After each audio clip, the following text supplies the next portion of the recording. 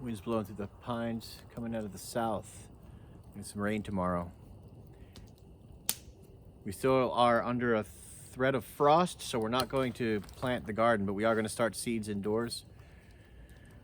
Means a little bit more now, doesn't it? Growing your own food. How much food do you need to grow? I mean, what are the most efficient vegetables to plant? You want to think about low maintenance, high yield.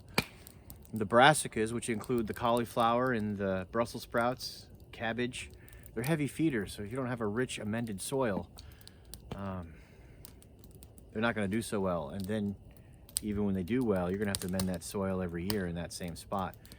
Cabbage worms come, you're going to have to move that spot. There's a lot to think about. Blights in tomatoes and potatoes, which are in the same genus. You get kind of frustrated sometimes with the tomato hornworms. There's a lot that goes into gardening. Now, if you have a small pot with a bunch of cherry tomatoes, you know, that's charming.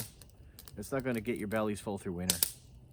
So things like tomatoes, make sure you choose a selection of tomatoes that are hardy and that you can make tomato pastes out of. Same with cucumbers. Think about pickles. Again, tomatoes and cucumbers, they're nice. They're charming. They make your palate more full with variety of tastes, but they're not really nutrient dense or carb dense foods. This is where you go to the squash and the beans, and I reluctantly say corn, because corn here is going to feed the raccoons before it feeds you and the deer, which, I mean, that's another aspect to the garden, isn't it? Filling the freezer with meat. Apple trees, if you have them, great. Prune them for productivity. You better get on it now, though. It's almost too late.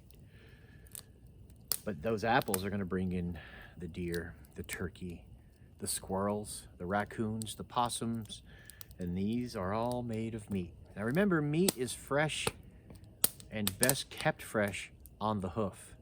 You don't take it till you need it. And then after you're done, whatever's left over, you want to either dry or salt or smoke. Find a way to make pemmican so you could store it. Nothing goes to waste. If you want to use this pandemic light as an excuse to hone your self-reliant skills, you couldn't have picked a more ideal situation. The economy's being temporarily, I hope, tanked. So there's a lot of time on our hands.